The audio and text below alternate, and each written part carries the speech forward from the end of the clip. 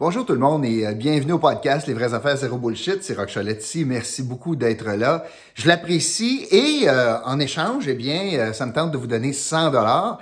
Et pour ce faire, vous pourriez être éligible donc à un tirage qui va se faire dimanche prochain. Une fois par semaine, on fait ça. Et comment on fait pour participer puis on court la chance de gagner un 100 dollars comme ça gratuitement? Bien, dans la section commentaires sous le podcast, dans la chaîne Les vraies affaires zéro bullshit, vous avez simplement à inscrire l'indice que je vais vous donner à la fin du podcast. L'indice, donc, vous l'inscrivez là, puis on va faire un tirage à la fin de la semaine. Donc, bonne chance, puis merci beaucoup de nous suivre. Deuxième petit message, ça ferait notre affaire si vous pouviez vous abonner à notre chaîne et surtout partager ou commenter ou faire un j'aime ou non sur nos podcasts. Puis là, dans le fond, on va distribuer davantage les podcasts et ça fait notre affaire. Puis on est capable aussi d'échanger davantage en faisant cela. Donc, je vous demande un petit service. C'est pas anodin là si vous le faites. Si vous le postez sur vos médias sociaux, c'est pas anodin pour nous. Ça veut dire beaucoup. Puis je veux vous remercier de cela d'avance. L'autre chose, grâce à des commanditaires, des collaborateurs, on est capable de réaliser donc ces podcasts quotidiens sur l'actualité politique qui nous touche ici en Outaouais. C'est de cela que je parle à tous les jours. Et je veux vous parler pour les gens d'affaires de C-Focus. Vous êtes en affaires et on sait combien les sites web sont importants, les sites transactionnels, c'est important. On l'a vu davantage avec la pandémie. C-Focus, une entreprise de marketing web, et on vous offre gratuitement l'évaluation de votre site. Alors, ça ne coûte rien.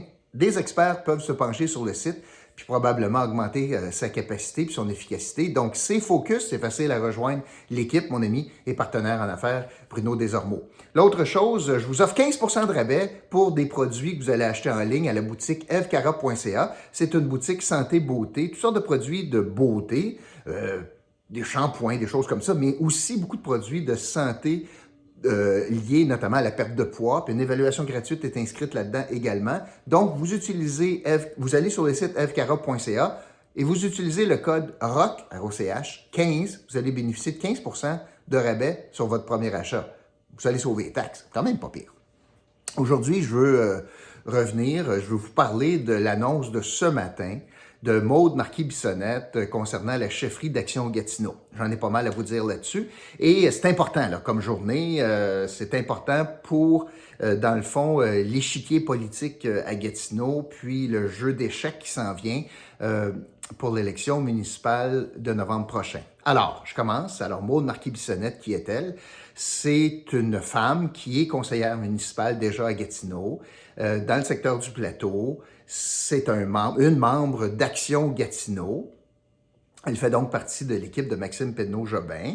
Rappelons-nous qu'elle avait gagné la dernière fois sans opposition. Pourquoi? Bien, le candidat contre elle avait retiré sa candidature suite à des allégations qui n'ont jamais été prouvées à Radio-Canada. C'était Patrick Doyon et il s'est retiré. Mme Marquis-Bissonnette a gagné sans opposition à l'époque.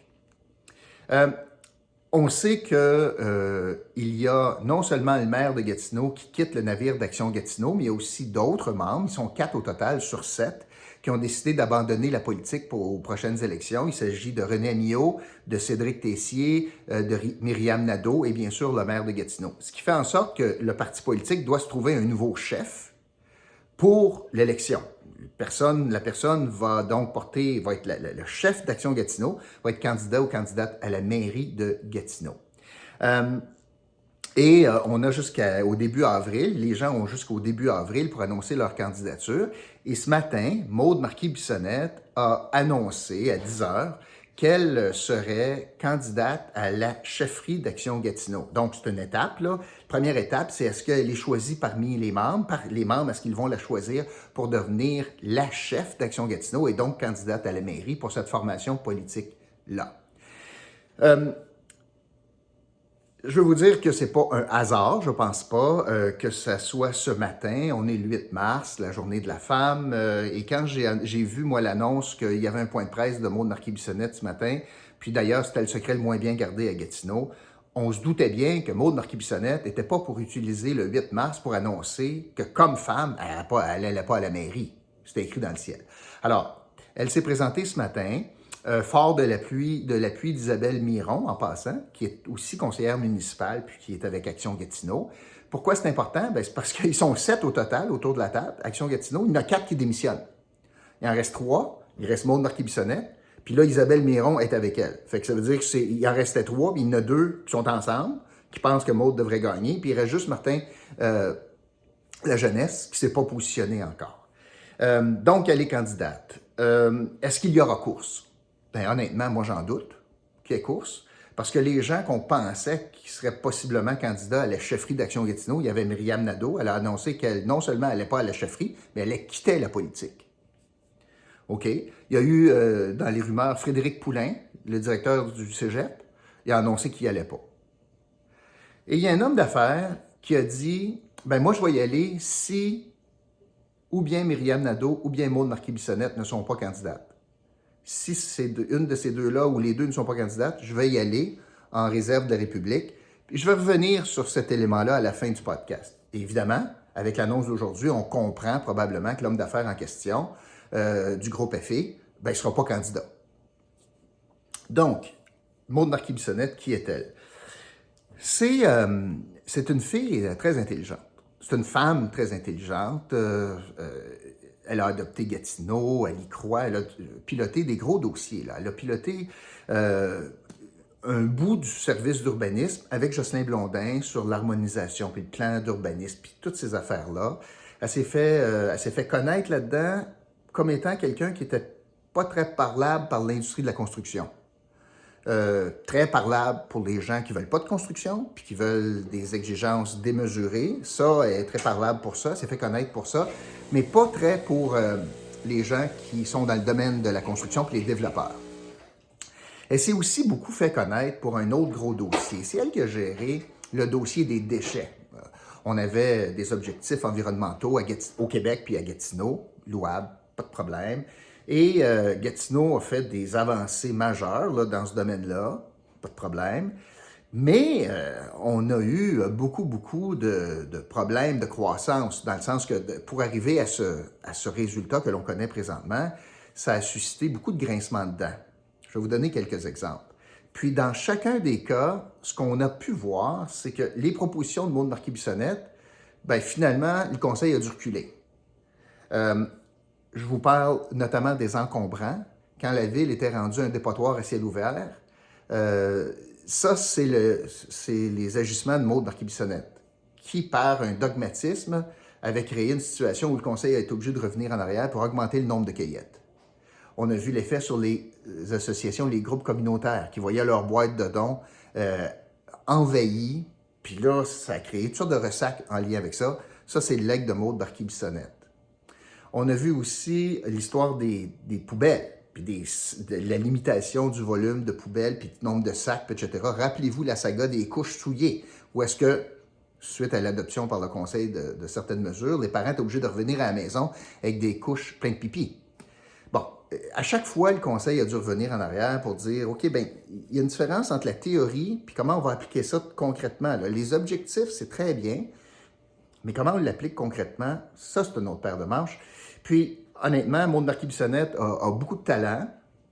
C'est une fille qui connaît ses dossiers, c'est une fille qui s'exprime bien, c'est une fille qui comprend bien, c'est une fille intelligente. Mais entre cela, ça fait un très bon directeur de service. Ça fait un très bon consultant. Il y a une différence entre ça puis faire de la politique. Puis il faut que tu sois capable de prendre ça puis dire, OK, maintenant, on l'applique comment? C'est ce passage-là qui est un petit peu plus difficile pour cette essentiellement néophyte en politique. Ça fait pas très longtemps qu'elle en fait. Mais l'annonce d'aujourd'hui, ça a bien été. Dans le fond, vidéo promotionnelle ce matin, une vingtaine de minutes avant l'annonce, où elle dit dans la vidéo qu'elle sera candidate. Puis là tous les bons boutons ont été pesés. Là, on la voit en train de courir, faire de la course, on la voit à la bibliothèque, on la voit dans un café, en train de prendre un café avec, ben, disons, ce qui fait très à la mode, là, comment dire, pour faire attention à mes propos.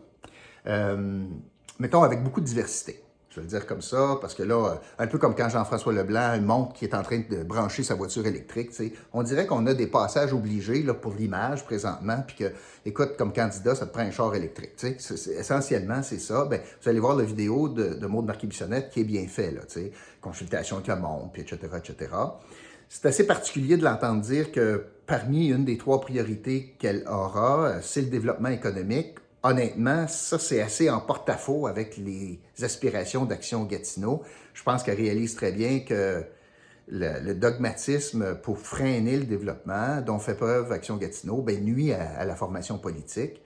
Puis elle se dit, tu sais, c'est ça sa force, le développement économique. On verra bien. C'est intéressant parce que France Bellil, qui est aussi candidate indépendante, elle fait en sorte qu'elle promouvoit le tourisme, elle est la PDG Tourisme Outaouais. Donc, deux femmes qui vont avoir des visions de développement économique pour Gatineau. Ça va être intéressant comme message.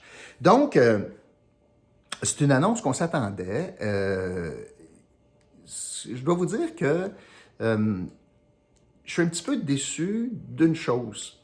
La façon que le système fonctionne présentement, c'est que Mme Marquis-Bissonnette sera candidate donc à la chefferie. Si elle gagne la chefferie, elle sera candidate au poste de maire, donc comme candidate au poste de maire. Et si elle gagne, elle sera la mairesse de Gatineau. Puis si elle perd, ben, elle s'en va chez elle. Mais c'est pas obligé d'être comme ça, parce qu'il y a une possibilité au Québec d'avoir le principe de colistier. Je vais prendre 1 minute pour vous parler de cela. Montréal a ça notamment. Et la loi le permet. Prends pas des gros sauts périlleux. Qu'est-ce que ça veut dire? Bien, ça veut dire que pour une formation politique, si la ville de Gatineau avait décidé d'aller de l'avant avec cela, une formation politique, Maude Marquis-Bissonnette, par exemple, qui est candidate au poste de maire, aurait pu dire à sa collègue Isabelle Miron dans Action Gatineau, dire, écoute, Isabelle, t'es ma colistière, on dit ça au directeur général des élections, puis si Mme Miron gagne, puis Mme Marquis-Bissonnette perdait la mairie, elle pourrait dire à Isabelle Miron, bien, je vais te tasser, puis je vais siéger dans ton poste de conseillère comme chef de l'opposition.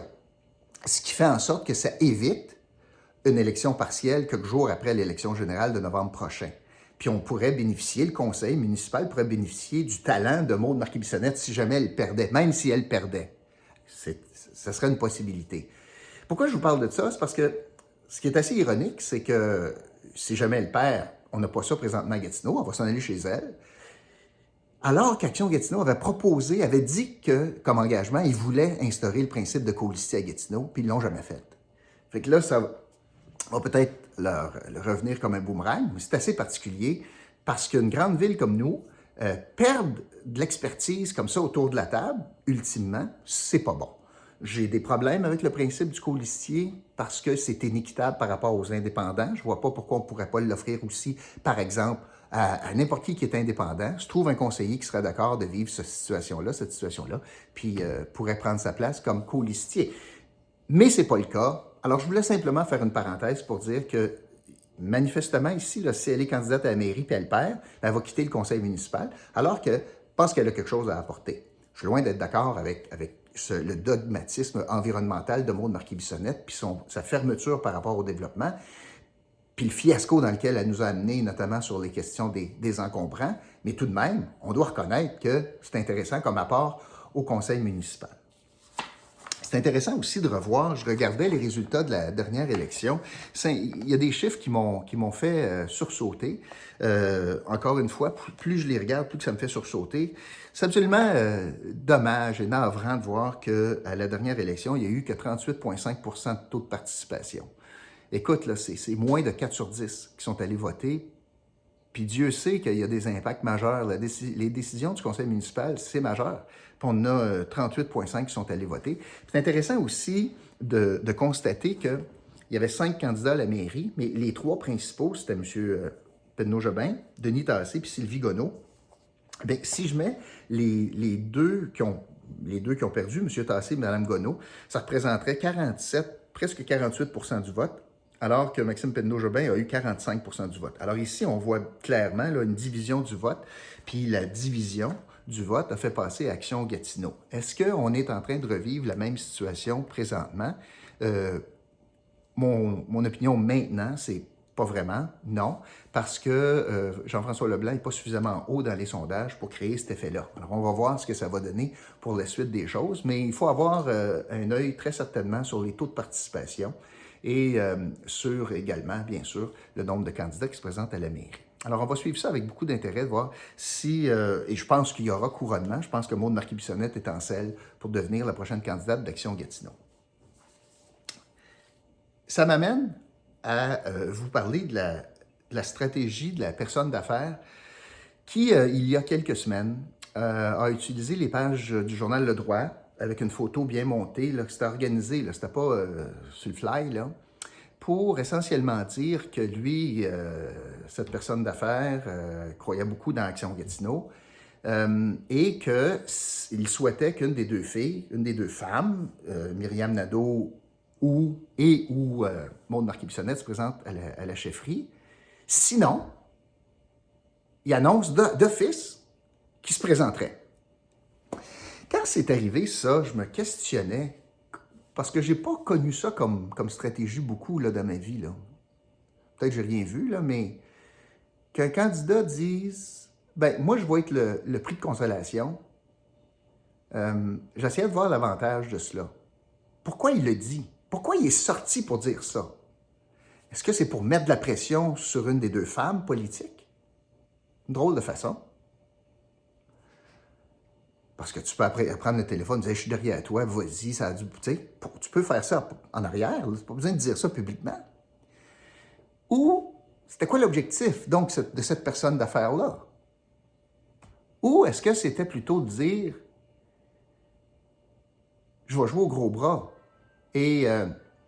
dans le fond, je vais essayer de dissuader n'importe qui d'autre. Parce que c'était organisé avec le gars des vues que Maude y allait. Puis qu'en disant ça, en laissant le flou qu'elle n'est pas candidate encore, mais en laissant ça, ben, la personne d'affaires dit « écoute, moi là, je suis sérieux, puis j'ai les ressources, puis je veux aller à la mairie, je vais être candidat d'Action Gatineau. Si jamais ces deux personnes-là, ces deux femmes-là, ils n'y vont pas, en voulant faire peur aux autres candidats? Est-ce que c'est ça?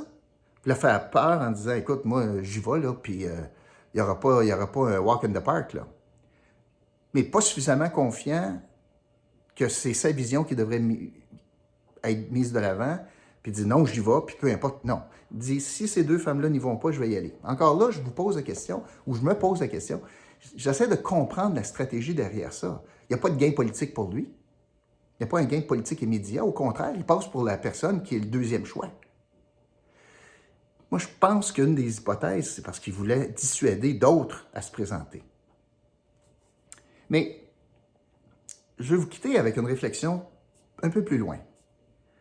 On se ramasse ce matin, donc, avec la candidature de Maude Marquis-Bissonnette. Puis, manifestement, on a l'homme d'affaires qui avait dit « je vais y aller si une des femmes n'y va pas ». Là, manifestement, elle sera candidate. Il ne sera pas candidat. Si on se fie à sa parole, s'il dit vrai, il ne sera pas candidat à la chefferie d'Action Gatineau. Moi, j'appelle ça une passe à la palette, là, à Maude Marquis-Bissonnette. Mais imaginez la dette politique. On a un homme qui dit « si tu y vas pas, moi, je vais y aller. Puis là, parce que tu y vas, je n'y vais pas. » Imaginez le jour 1 de la campagne à la chefferie de Maude Marquis-Bissonnette, la dette politique qu'elle a envers cet homme d'affaires. C'est assez majeur, là. Elle a un laissez-passer à la chefferie d'Action Gatineau par un homme d'affaires qui dit « ah, si c'est à toi, c'est correct. Si c'est quelqu'un d'autre, non, je vais y aller. Mais parce que c'est toi, je n'irai pas. » Méchante dette politique un matin, là. Parce que là, évidemment, puis je pense que ça va être un couronnement, c'est pas mal moins de troubles, puis ça divise pas mal moins un parti quand c'est une passe à la palette comme ça. Alors, j'essayais de comprendre la stratégie, j'ai de la difficulté à la comprendre, je voyais pas de gain politique, ni pour l'homme d'affaires, ni pour Action Gatineau initialement. Je voyais que c'est possiblement pour faire peur à d'autres candidats, mais là, il place Maude Marquis-Bissonnette dans une position très difficile en termes de dette politique ce matin. Et si elle doit la victoire, si elle a la victoire, c'est parce qu'il n'est pas nécessairement candidat. En tout cas, j'essayais de réfléchir à ça, puis j'essayais de comprendre la stratégie derrière ça, puis c'est assez particulier ce qui est en train de se passer là, chez Action Gatineau. Alors, ça va être intéressant à suivre. On verra si c'est un couronnement. Et je répète, moi, je pense que oui. Là, je pense qu'on risque de voir un couronnement. Écoute, surtout qu'il y a 3 membres d'Action Gatineau, il y en a 2 qui sont ensemble, puis il reste Martin Lajeunesse, qui honnêtement est un poids à ses plumes là, dans le parti. Je vois mal comment ça pourrait se passer autrement. Puis je voyais les gens qui appuyaient aussi. Là. Il y a des ténors d'Action Gatineau, notamment Greg Fergus, le député libéral, félicitait Maude Marquet-Bissonnette. Tu félicites pas si tu votes contre, d'habitude, si tu as un autre candidat en tête. Alors je pense que ça va être assez simple pour elle de gagner. Ça va faire une campagne excessivement intéressante, là, parce qu'elle s'exprime bien, se présente bien. C'est une femme qui connaît ses dossiers. C'est quelqu'un qui va être elle va être bonne dans les débats. Donc, c'est une personne d'envergure et d'un bon profil politique. Et ce sera aux citoyens de décider. Mais je pense que son bilan, il y a des éléments assez néfastes dans le bilan. Mais évidemment, quand tu fais de la politique, tu as un bilan qui est pauvre puis un bilan qui est moins bon. Déjà là, tu as un bilan plus que, par exemple, France Bellil, qui n'était pas en politique. Puis par rapport à Jean-François Leblanc, ben moi, je pense pas qu'il va faire le poids contre Maude Marquet-Bissonnette. Ça, je pense que c'est assez simple à comprendre. Alors voilà, c'est ce que je voulais vous dire aujourd'hui. Je veux vous donner l'indice en terminant. Alors l'indice, ça sera Maude. Maude est l'indice pour aujourd'hui. Allez donc dans la section commentaires sous le podcast dans la chaîne Les vraies affaires zéro bullshit. Et on se retrouve demain pour un autre podcast. J'ai hâte de vous retrouver. Salut tout le monde!